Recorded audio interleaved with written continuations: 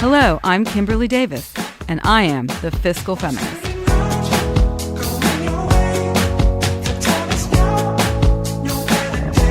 Hello, everyone. I'm Kimberly Davis, and I'm the Fiscal Feminist.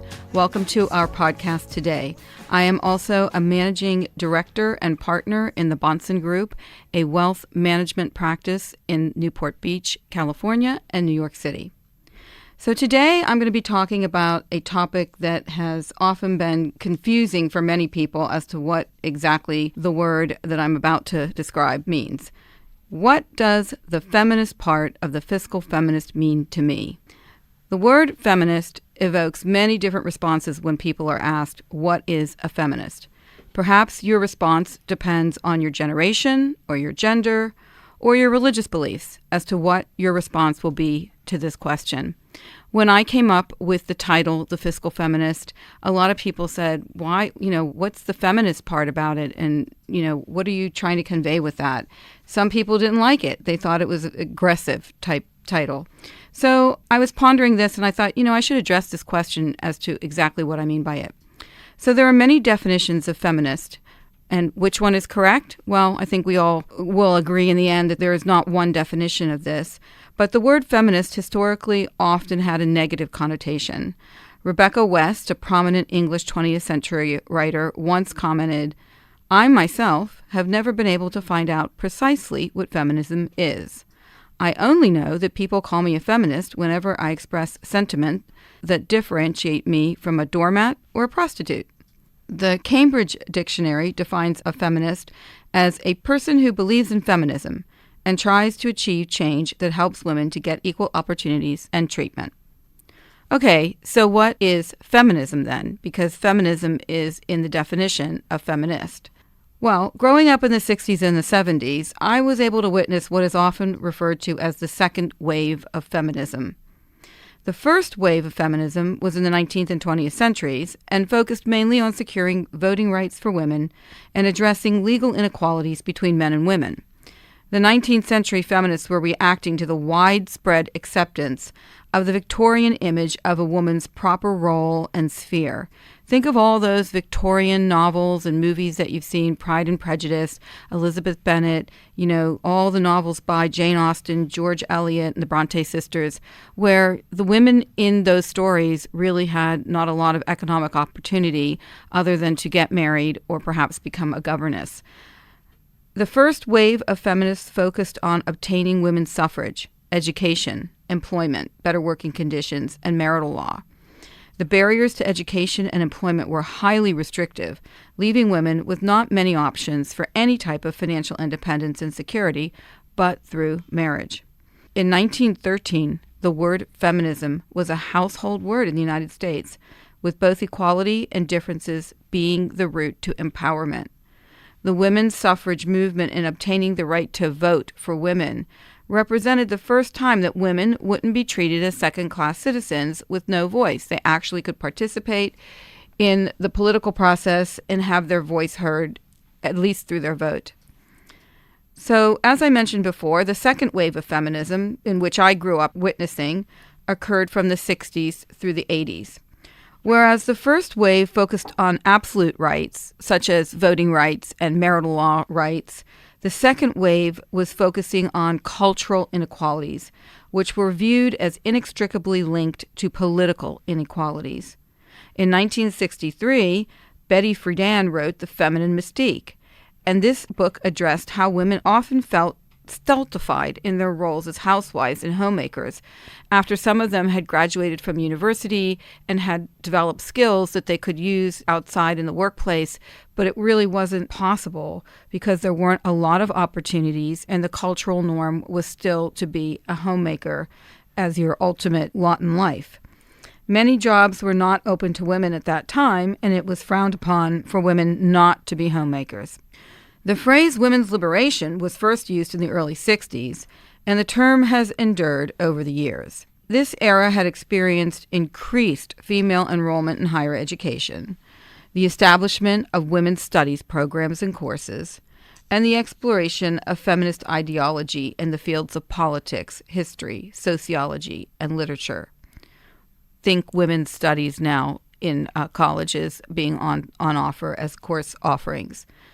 The rise of the women's liberation movement manifested multiple feminisms depending on the issues involved, because now women's rights and women's thinking were addressing a plethora of issues. We'd gone beyond just wanting to get the vote. In the 70s, feminist activists began addressing political and sexual issues in publications such as Ms. Magazine. Reproductive rights were sought through birth control and abortion, both of which had been universally restricted until the 60s. Women expressed that reproductive self-control was essential for full economic independence from men. Although the Equal Rights Amendment was proposed in 1923, it wasn't passed by Congress until 1972. The ERA is a proposed amendment to the Constitution that would guarantee equal rights for all American citizens regardless of sex. It would require states to intervene in cases of gender violence, such as domestic violence and sexual harassment. It would protect against pregnancy and motherhood discrimination and would federally guarantee equal pay. But the ERA has yet to be ratified because in order for it to become a constitutional amendment, it needed to be ratified by 38 states by 1982, which it was not, and it has an uphill battle to fight to ever come to fruition. The conversation on this topic is still very divided, with some arguing the natural order of things is equal but different, and opponents positing that there is no such thing as equal but different gender roles. So this divided conversation is going to continue on, I believe, for some time as to whether women are seeking absolute equality or they are looking for equal rights but within a different scope of who they are. The third wave of feminism, which is occurring now, is a response by young women to the second wave and the perceived failures thereof. This wave is challenging the second wave definition of femininity and is dismantling the concept of gender as a binary concept. So it's more inclusive, hence perhaps making the term feminism somewhat obsolete. Some younger people feel it is too harsh a term, alienating and anachronistic, and they would like it to be a broader term to include the LGBT community, transgender individuals, and so on and so forth. So it's kind of evolving into that realm now. Now I'm totally confused. Basically, everybody has their own definition of feminism and what a feminist is. So, in that context, I would like to give you my explanation of my moniker, the Fiscal Feminist, and what the word feminist means to me. So, to me, the word feminist and fiscal feminist means empowerment. Plain and simple. Empowerment. I'm a product of the 70s, and I was inspired by Gloria Steinem to work in a man's world back in the early 80s and claim my place. I remember when Ms. Magazine came out. I remember watching all the news about this movement, and I was very inspired to become a professional woman by all the things that I was witnessing and reading. But that said, I am not a bra burner, and ultimately, I was a stay-at-home mom for 10 years. So in my mind, it is not mutually exclusive to be a powerful woman and to be a wife, mother, stay-at-home mom, and live in that world as well. Men and women are different physiologically and psychologically. Many books have been written on this topic. That said, I categorically disagree with any notion that women are the weaker sex or inferior in some way. These attitudes have encouraged sexism and discrimination against women in the workplace and other venues. Progress is being made in this regard, but it is slow going, as women often continue to be paid less for the same jobs as men, and they do not occupy as many positions of power as they should. And I also believe that women are still struggling with the work-home life balance and how to incorporate having a family into a professional trajectory. So these are all very complicated issues. My meaning of the word feminist means the following: a woman who seeks empowerment to take charge of her own destiny.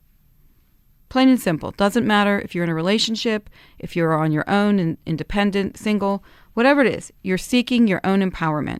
You're making your own decisions. You're taking charge of your own destiny within the construct of your life. A woman who will not live in denial and expect and rely on others to take care of her financial future. and will have the knowledge and foresight to protect her financial well-being through proactive behavior, because without financial security, it is difficult to move ahead in life. There is no Prince Charming out there. You need to take care of yourself. You can have a great husband, boyfriend, father, brother, but it is your responsibility to know all the facts of your life, including your financial life, and to act on them and be aware. You should not be reliant like a child on another human being. It is a woman who is willing to be comfortable with making others uncomfortable with her success, and who understands that others' discomfort with a woman's proactive empowerment is not a woman's responsibility to solve. So, if you are a successful person, or you are trying to speak to a partner about how you want things to look financially for the both of you, you should not feel uncomfortable that you're making somebody else uncomfortable by being proactive, empowered, and intelligent about the way that you're going forward with your life. You don't owe anybody any apologies about going forward and being successful. It's not totally accepted in this world for women to be powerful and successful. Often, women are not perceived in the same way as men in those same positions, and there are studies that show that this is the case. So we have that to overcome. And in that regard, a woman who is a feminist will seek her empowerment with grace, fortitude, tenacity, respect, and unrelenting resilience. You have to be resilient. This is a long game, and we are making a lot of progress, but this is a continued marathon. There are going to be some bumps along the way. You may have to fight your corner more than you'd like to, but in the end, it will all be worthwhile. Being a woman is complicated because we need to overcome the historical narrative and cultural norms that dictated our place in society for a very long time. We definitely have more choices today as those beliefs begin to evolve. Many of us choose to be mothers, and that involves circumnavigating the responsibilities of motherhood while pursuing our own independence. And many of us are now confident enough to choose not to be mothers because it isn't what we want, and we shouldn't have to apologize about that. Not every woman should or needs to be a mother. It should be absolutely her choice as to whether or not she decides to do that. Whatever path you choose, my mission is to encourage you to believe in yourself. Take charge of your own destiny, even if you are in a relationship, and to be master of your fate. I'm going to close the podcast with the phrase from Invictus, a poem by William Ernest Henley. Once when I was in a very dark place, trying to figure out whether I was ever going to get through everything I needed to get through, keep a roof over my kid's head, keep us moving ahead as a family, my daughter sent me this poem and said, "Mommy, this poem reminds me of you." And so I'm just going to give you a little snippet of the last line, which is, "It matters not how straight the gate, how charged with punishments the scroll. I am the master of my fate. I am the captain of my soul." That's it from the Fiscal Feminist. See you next time. The Bahnsen Group is registered with Hightower Securities, LLC, member FINRA and SIPC, and with Hightower Advisors, LLC, a registered investment advisor with the SEC. Securities are offered through Hightower Securities, LLC. Advisory services are offered through Hightower Advisors, LLC. This is not an offer to buy or sell securities. No investment process is free of risk, and there's no guarantee that the investment process or the investment opportunities referenced herein will be profitable. Past performance is not indicative of current or future performance and is not a guarantee. The investment opportunities referenced herein may not be suitable for all investors. All data and information referenced herein are from sources believed to be reliable.